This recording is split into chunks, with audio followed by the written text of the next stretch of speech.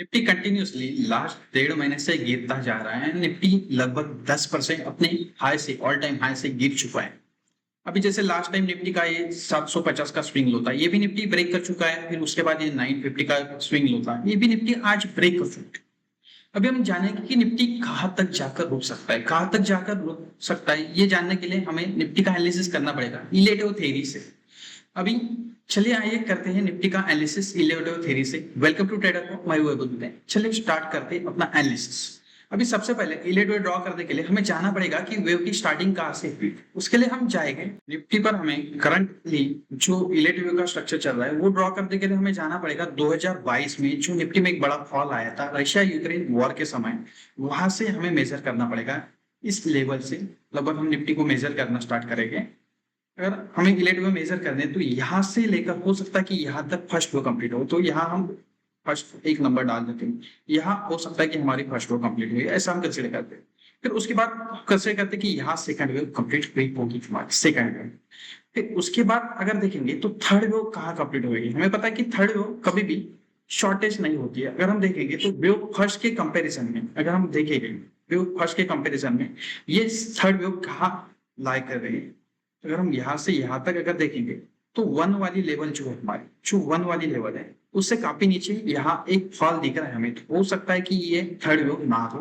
हमें पता है कि निफ्टी रिलेटिव वेव की जो हर वेव होती है, हर इंपल्स वेव होती है, जैसे फर्स्ट होगी, उसके बाद सेकंड करेक्टिव होती है, थर्ड इंपल्स वेव होती है, फिर फिफ्थ फोर्थ करेक्टिव होती है, फिफ्थ इंपल्स वेव होती है। मतलब जो 1, 3 एंड 5 वेव होती है उसके अंदर हमें पता है कि 5 वेव होती है।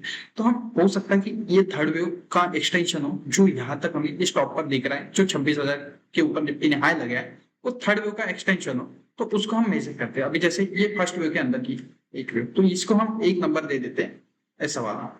ये हो सकता है कि ये हमारी यहाँ फर्स्ट वेव एंड हुई है।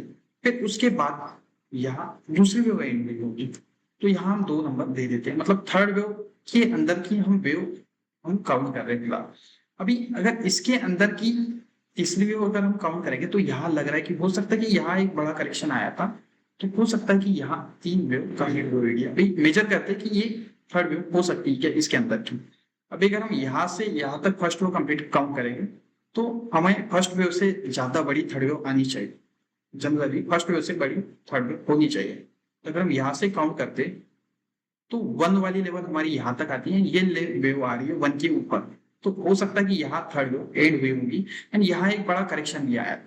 अगर हम करेक्शन मेजर करें, फॉल मेजर करें, फॉल भी मेजर करते हैं। अगर हम यहाँ से फॉल भी मेजर करेंगे, यहाँ से कितना फॉल आया, तो यहाँ से फॉल भी मेजर करेंगे। ये इलेक्शन वाले दिन जो फॉल आया था वो इस वेव को हम अगर काउंट करेंगे, ये अगर हमारे थर्ड वेव के अंदर की थर्ड वेव है तो ये उसका 38% रिट्रेसमेंट हो चुका है।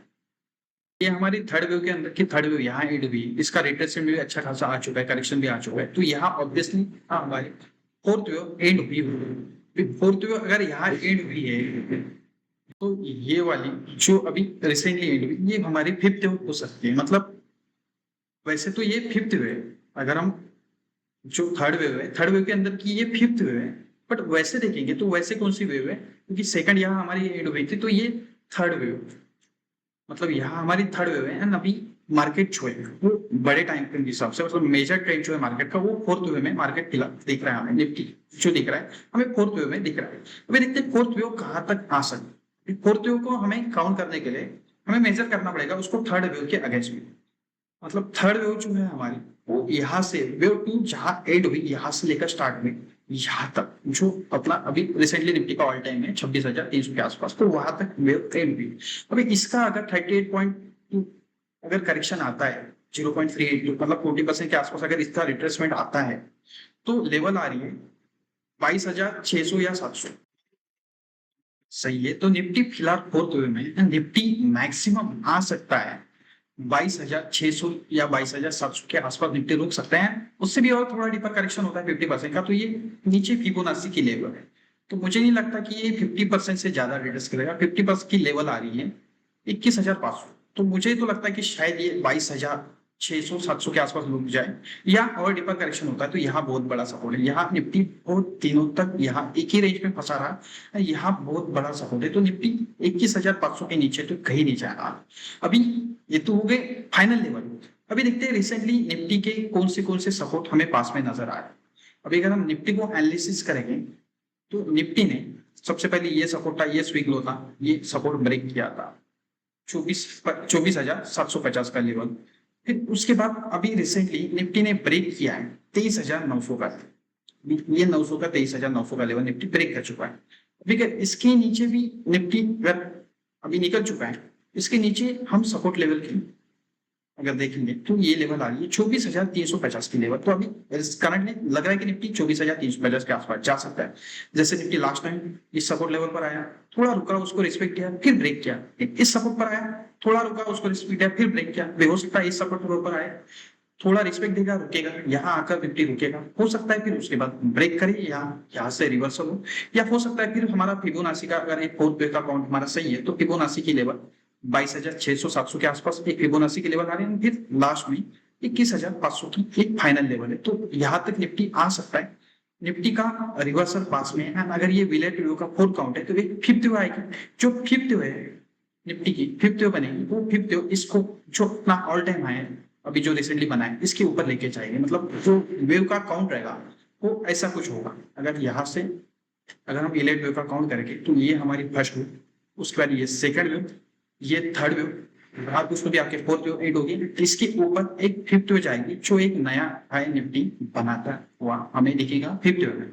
तो ये रहा ओवरऑल निफ्टी का ऐसा कुछ हमें फिलहाल इलेट वेव का स्ट्रक्चर लग रहा है। तो डरने की कोई बात नहीं, जिन्होंने अभी स्टॉक बाय किए तो डरने की बात नहीं। निफ्टी सपोर्ट निफ्टी का पास में है, निफ्टी पास में सपोर्ट लेकर निफ्टी एक नया हाई बना सकता है। तो वीडियो अच्छा लगा है, कुछ सीखने को मिला है, तो लाइक शेयर सब्सक्राइब कीजिएगा, अपने दोस्तों के साथ शेयर कीजिए। Thanks for watching.